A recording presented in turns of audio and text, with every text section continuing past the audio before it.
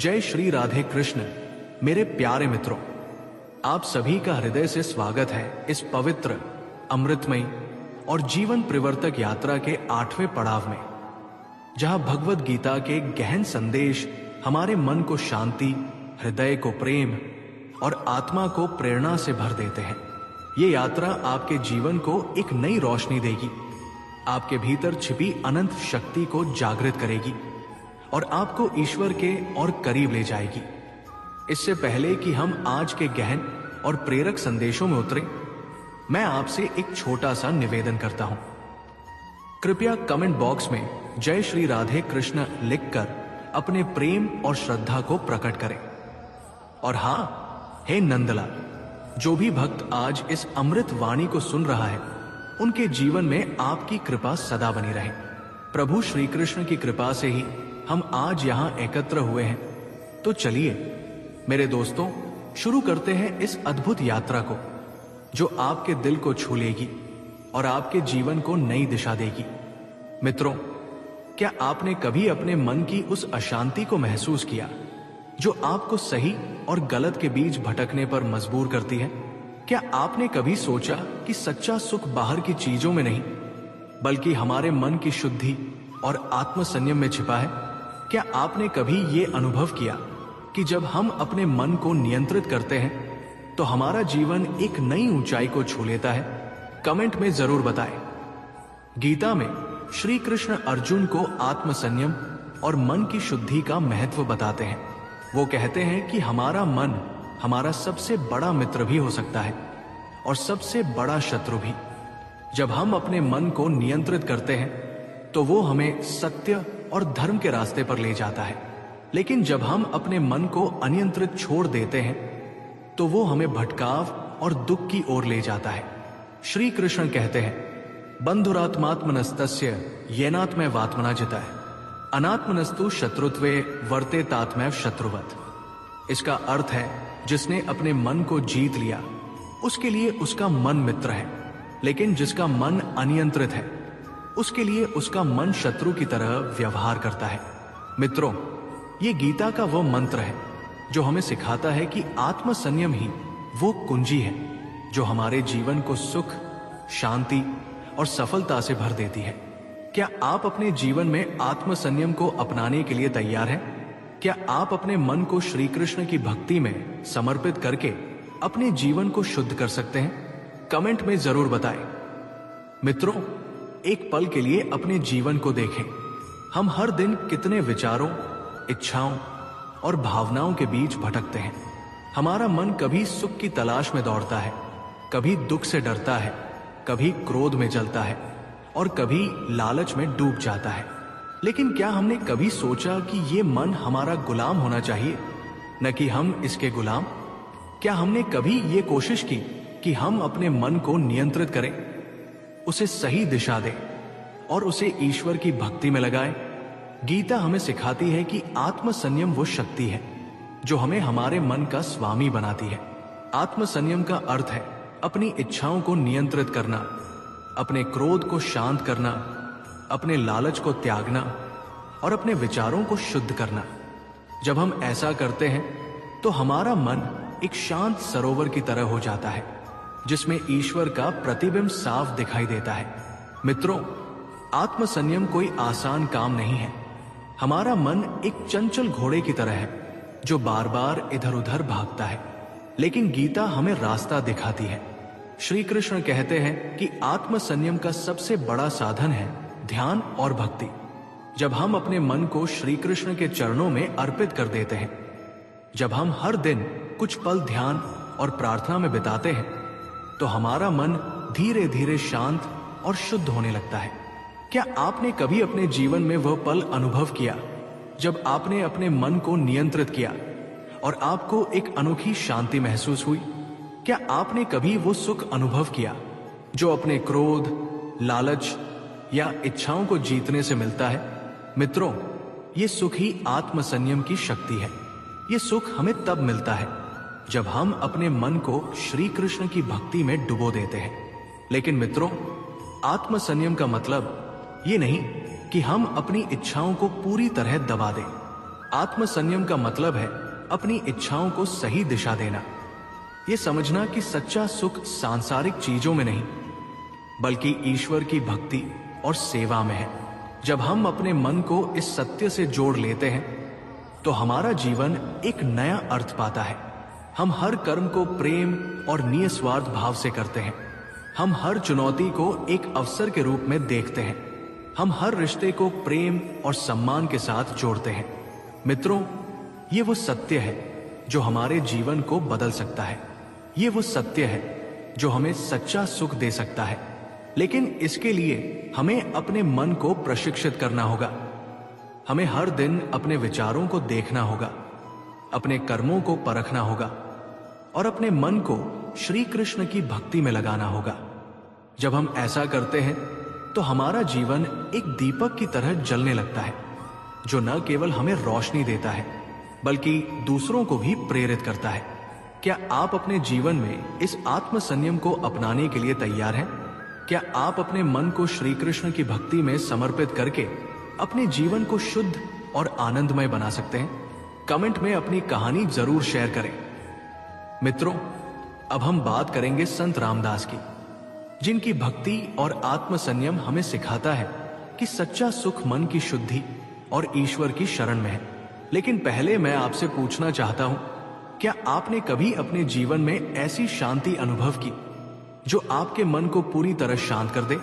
क्या आपने कभी अपने मन को नियंत्रित करके अपने जीवन को एक नई दिशा दी? आइए इसे एक उदाहरण से समझें।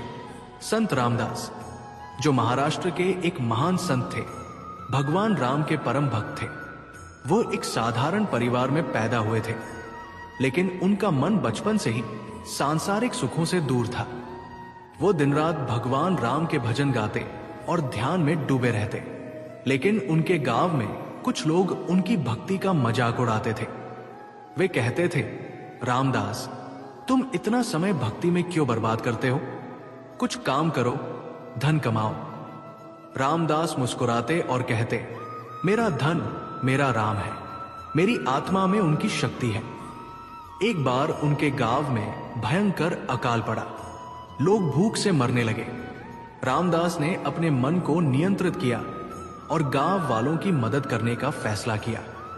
उन्होंने अपने छोटे से खेत में जो कुछ अनाज था उसे गरीबों में बांट दिया।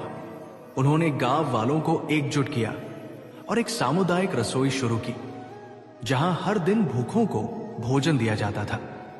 रामदास की भक्ति और आत्म संयम की शक्ति इतनी थी कि उनके गांव में धीरे धीरे सुख शांति लौट आई। लोग उनके पास आने लगे और उनकी भक्ति से प्रेरित होकर अपने जीवन को बदलने लगे। रामदास का जीवन हमें सिखाता है कि जब हम अपने मन को नियंत्रित करते हैं और अपनी भक्ति को दूसरों की सेवा में लगाते हैं तो हमारा जीवन सच्चा सुख और शांति से भर जाता है। क्या आप अपने जीवन में रामदास की तरह आत्म संयम और भक्ति ला सकते हैं? कमेंट में जरूर बताएं। मित्रों, अब हम गीता के एक और गहरे संदेश की ओर बढ़ते हैं, मन की शुद्धि और ईश्वर की शरण का महत्व। क्या आपने कभी अपने जीवन में वह पल अनुभव किया जब आपका मन पूरी तरह शांत और शुद्ध था? क्या आपने कभी वो सुख महसूस किया जो ईश्वर की शरण में जाने से मिलता है? गीता हमें सिखाती है कि हमारा मन एक मंदिर की तरह है। अगर हम इसे शुद्ध और पवित्र रखते हैं तो ईश्वर उसमें निवास करते हैं। लेकिन अगर हम इसे लालच, क्रोध और ईर्ष्या से भर देते हैं तो वो एक अंधेरे गुफा की तरह हो जाता है, जहां केवल दुख और अशांति रहती है। मित्रों, मन की शुद्धि कोई एक दिन का काम नहीं है। ये एक सतत प्रक्रिया है। ये एक ऐसी यात्रा है जो हमें हर दिन अपने विचारों, अपने कर्मों और अपने व्यवहार को परखने के लिए कहती है। लेकिन मित्रों, ये यात्रा आसान नहीं है। हमारा मन बार बार भटकता है। ये सांसारिक सुखों की ओर दौड़ता है, क्रोध में जलता है और ईर्ष्या में डूब जाता है। लेकिन गीता हमें रास्ता दिखाती है। श्री कृष्ण कहते हैं कि मन की शुद्धि का सबसे बड़ा साधन है भक्ति और ध्यान। जब हम हर दिन कुछ पल श्री कृष्ण के चरणों में बिताते हैं, जब हम उनके नाम का जाप करते हैं, जब हम उनके प्रेम में डूब जाते हैं, तो हमारा मन धीरे धीरे शुद्ध होने लगता है। मित्रों, एक छोटा सा प्रयोग करके देखें। हर सुबह उठकर 10 मिनट के लिए शांत बैठें। अपने मन को श्री कृष्ण के चरणों में अर्पित करें। उनके नाम का जाप करें। अपने विचारों को देखें, लेकिन उन्हें नियंत्रित करने की कोशिश न करें। धीरे धीरे आपका मन शांत होने लगेगा। आपका मन एक ऐसी शक्ति बन जाएगा जो आपको हर मुश्किल में साथ देगी। क्या आप अपने जीवन में इस मन की शुद्धि को अपनाने के लिए तैयार हैं? क्या आप अपने मन को श्री कृष्ण की भक्ति में डुबोकर अपने जीवन को शांत और आनंदमय बना सकते हैं? कमेंट में जरूर बताएं। लालच मन को बांधता है, लेकिन भक्ति मन को मुक्त करती है। मित्रों, अब मैं आपसे कुछ कहना चाहता हूं। कल्पना कीजिए, आप एक ऐसे राजा हैं जिसके पास धन, सत्ता और शोहरत सब कुछ है, लेकिन आपके मन में एक गहरा लालच है जो आपको और अधिक पाने के लिए उकसाता है। क्या आप उस लालच को छोड़ सकते हैं? क्या आप अपने मन को शुद्ध करके सच्चा सुख पा सकते हैं? आइए इसे एक कहानी से समझें। यह कहानी है राजा भद्रसेन की, जो एक शक्तिशाली और धनी राजा थे। भद्रसेन अपने वैभव और सत्ता के लिए प्रसिद्ध थे, लेकिन उनके मन में एक गहरा लालच था। वो एक जादुई रत्न पाना चाहते थे, जिसके बारे में कहा जाता था कि वो हर इच्छा पूरी करता है। उन्हें लगता था कि अगर उनके पास वह रत्न होगा तो उनका जीवन पूर्ण हो जाएगा। एक दिन एक साधु उनके दरबार में आए। साधु ने कहा, राजन, मैं तुम्हें उस जादुई रत्न का रास्ता बता सकता हूं, लेकिन इसके लिए तुम्हें एक कठिन परीक्षा देनी होगी। भद्रसेन ने उत्साह से कहा, बाबा, मैं किसी भी परीक्षा के लिए तैयार हूं। साधु ने एक छोटा सा ताबीज दिया और कहा, इस ताबीज को लेकर कालिका जंगल की सबसे गहरी गुफा में जाओ। वहां तुम्हें वो रत्न मिलेगा, लेकिन याद रखो, रास्ते में तुम्हें कई प्रलोभन मिलेंगे। अगर तुम लालच में पड़ गए तो तुम्हारा अंत निश्चित है। भद्रसेन ने ताबीज लिया और कालिका जंगल की ओर चल पड़े। रास्ते में उन्हें एक सुंदर महल मिला, जहां के लोग उन्हें सोने चांदी और हीरे जवाहरात देने को तैयार थे। भद्रसेन का मन डगमगाया। उन्होंने सोचा, इतना धन तो मेरे लिए काफी है, रत्न की क्या जरूरत। लेकिन फिर उन्हें साधु की बात याद आई और वो आगे बढ़ गए। आगे जंगल में उन्हें एक जादुई सरोवर मिला, जहां एक देवी प्रकट हुई। देवी ने कहा, भद्रसेन, मेरे साथ रहो, मैं तुम्हें अनंत सुख और शक्ति दूंगी। भद्रसेन का मन फिर ललचाया। उन्होंने सोचा, यह सुख तो रत्न से भी बड़ा है। लेकिन उन्होंने अपने लक्ष्य को याद किया और आगे बढ़ गए। अंत में वो गुफा में पहुंचे। वहां उन्हें जादुई रत्न मिला, जो एक सुनहरे सिंहासन पर रखा था। लेकिन जैसे ही उन्होंने रत्न को छूने की कोशिश की, गुफा में एक भयंकर राक्षस प्रकट हुआ। राक्षस ने कहा, भद्रसेन, यह रत्न केवल वही ले सकता है जिसका मन लालच से मुक्त हो। अगर तुम में जरा भी लालच है तो मैं तुम्हें नष्ट कर दूंगा। भद्रसेन ने अपने मन को टटोला। उन्हें एहसास हुआ कि रत्न की चाह भी एक लालच ही थी। उन्होंने रत्न को छोड़ दिया और श्री कृष्ण को याद किया। उन्होंने कहा, हे कृष्ण, मैंने लालच के पीछे भागकर गलती की। मेरा जीवन तुम्हारा है, मैं तुम्हारी शरण में हूं। तभी गुफा में एक दिव्य प्रकाश फैला और श्री कृष्ण प्रकट हुए। उन्होंने कहा, भद्रसेन, तुमने लालच को जीत लिया। सच्चा सुख रत्न में नहीं, मेरी भक्ति में है। लेकिन कहानी यही खत्म नहीं होती। भद्रसेन अपने राज्य में लौटे और अपने जीवन को निस्वार्थ सेवा और भक्ति में समर्पित कर दिया। उन्होंने अपने धन को गरीबों में बांट दिया और अपने राज्य को सुखी और समृद्ध बनाया। लेकिन उनकी मृत्यु के बाद उनके राज्य में एक रहस्यमयी बालक प्रकट हुआ। उसका नाम था शांतनु। शांतनु एक साधारण चरवाहा था, लेकिन उसके भजन और भक्ति में ऐसी शक्ति थी कि लोग उसे सुनने के लिए दूर दूर से आते थे। एक दिन एक साधु ने गांव वालों को बताया, ये शांतनु कोई और नहीं, स्वयं भद्रसेन है, जो अपने निस्वार्थ कर्मों और भक्ति के कारण इस जन्म में एक साधारण बालक के रूप में लौटे हैं, लेकिन उनकी आत्मा अब भी श्री कृष्ण की भक्ति में डूबी है। शांतनु ने अपने जीवन को गांव की सेवा में समर्पित कर दिया। उसने एक छोटा सा आश्रम बनाया जहां गरीबों को भोजन और बच्चों को शिक्षा दी जाती थी। मित्रों, ये कहानी हमें सिखाती है कि लालच हमें बंधन में डालता है, लेकिन भक्ति हमें मुक्ति देती है। हमारे कर्म हमें नए जन्म में नई पहचान दे सकते हैं, लेकिन जब हम अपने कर्मों को श्री कृष्ण को समर्पित कर देते हैं तो हमारा जीवन सच्चा सुख और शांति से भर जाता है। क्या आपके जीवन में कोई ऐसा पल आया जब लालच ने आपको भटकाया लेकिन भक्ति ने आपको रास्ता दिखाया? कमेंट में अपनी कहानी जरूर शेयर करें। क्या आपने कभी गौर किया कि हमारा मन कितना चंचल है? एक पल में वो खुशी से उछलता है तो अगले ही पल दुख के गर्त में डूब जाता है। कभी वो भविष्य की चिंता में खो जाता है तो कभी अतीत के पछतावे में उलझ जाता है। क्या आपने कभी सोचा कि इस चंचल मन को शांत कैसे किया जाए?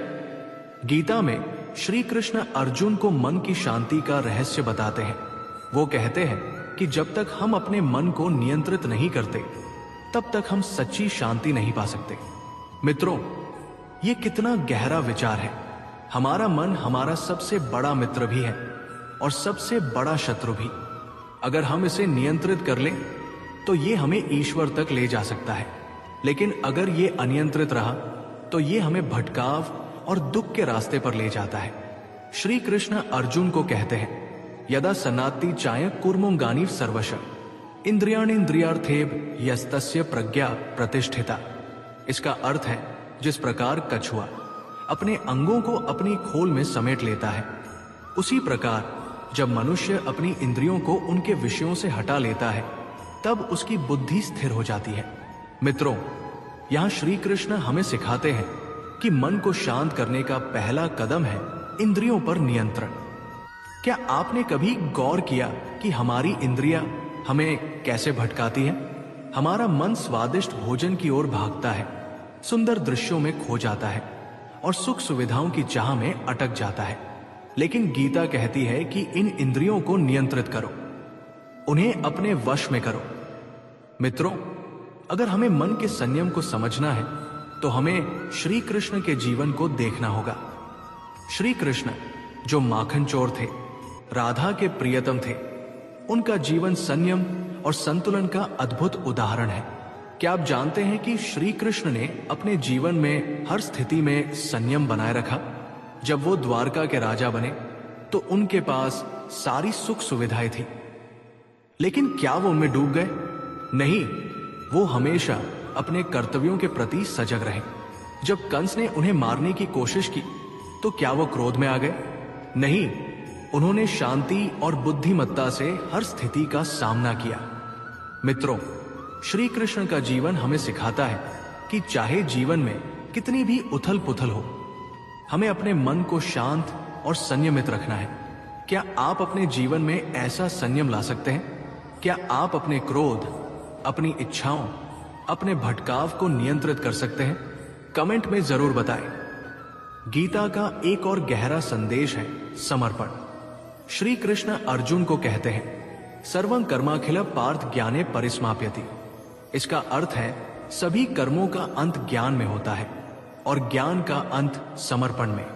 मित्रों, यहां श्री कृष्ण हमें सिखाते हैं कि जब हम अपने कर्मों को भगवान को समर्पित कर देते हैं तो हमारा मन स्वतः शांत हो जाता है। क्या आपने कभी ऐसा अनुभव किया जब आपने किसी काम को पूरी निष्ठा से किया और उसे भगवान को अर्पित कर दिया? उस पल आपको कैसा लगा? क्या आपके मन में एक अनोखी शांति नहीं आई? कमेंट में अपनी कहानी जरूर शेयर करें। मित्रों, श्री कृष्ण का एक और अद्भुत उदाहरण है रुक्मिणी जी की कहानी। रुक्मिणी जो विदर्भ की राजकुमारी थी, उन्होंने श्री कृष्ण को अपना पति चुना, लेकिन उनके भाई रुक्मी ने उनका विवाह शिशुपाल से तय कर दिया। रुक्मिणी ने श्री कृष्ण को एक पत्र लिखा और अपनी व्यथा बताई। उन्होंने लिखा, हे कृष्ण, मैंने आपको अपना सब कुछ समर्पित कर दिया है, कृपया मेरी रक्षा करें।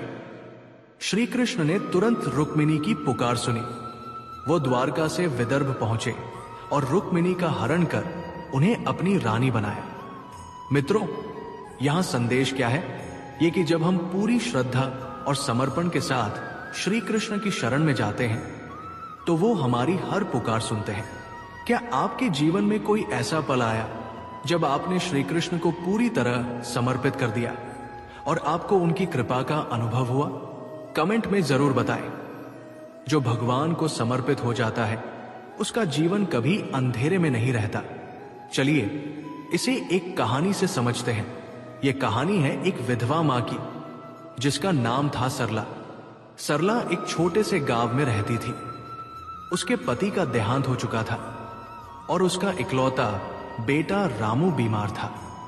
गांव में कोई डॉक्टर नहीं था और सरला के पास इतने पैसे नहीं थे कि वो अपने बेटे को शहर ले जा सके।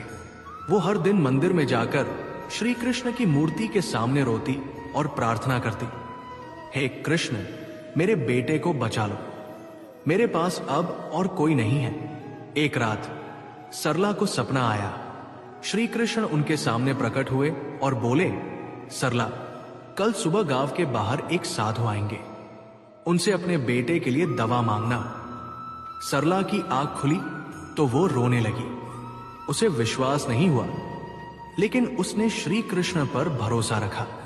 अगली सुबह वो गांव के बाहर गई। वहां एक साधु बैठे थे जिनके चेहरे पर एक अनोखी शांति थी। सरला उनके पास गई और रोते हुए बोली, बाबा, मेरा बेटा मर रहा है, कृपया उसे बचा लीजिए। साधु ने मुस्कुराते हुए एक छोटी सी शीशी निकाली और बोले, ये दवा अपने बेटे को देना और हां, श्री कृष्ण पर भरोसा रखना। सरला ने वो दवा रामू को दी। चमत्कार हुआ, रामू धीरे धीरे ठीक होने लगा। कुछ ही दिनों में वो पूरी तरह स्वस्थ हो गया। सरला की आंखों से आंसू थम नहीं रहे थे। वो मंदिर गई, श्री कृष्ण की मूर्ति के सामने बैठी और बोली, हे कृष्ण, तुमने मेरे बेटे को बचा लिया, मैं तुम्हें क्या दूं? तभी उसे मन में आवाज आई, सरला, मुझे तेरा समर्पण चाहिए। मित्रों, ये कहानी हमें सिखाती है कि जब हम अपने दुख, अपनी चिंताएं, अपने जीवन को श्री कृष्ण को समर्पित कर देते हैं तो वो हमारी हर पुकार सुनते हैं। क्या आपके जीवन में कोई ऐसा पल आया जब आपने श्री कृष्ण की कृपा को इतने करीब से महसूस किया? कमेंट में अपनी कहानी जरूर शेयर करें। मित्रों, आप सोच रहे होंगे कि गीता के ये संदेश हमारे आज के जीवन में कैसे लागू हो सकते हैं। आज हम एक ऐसी दुनिया में जी रहे हैं जहां तनाव, चिंता और अवसाद आम बात हो गई है। हम अपने काम, अपने रिश्तों, अपने भविष्य को लेकर इतना सोचते हैं कि हमारा मन अशांत हो जाता है। लेकिन गीता कहती है, अपने मन को संयमित करो और अपने कर्मों को भगवान को समर्पित करो। उदाहरण के लिए, अगर आप एक विद्यार्थी हैं और परीक्षा की तैयारी कर रहे हैं तो आप पूरी मेहनत करें। लेकिन अगर आपको डर लग रहा है कि अगर मैं फेल हो गया तो क्या होगा, तो ये डर आपके मन को अशांत कर देगा।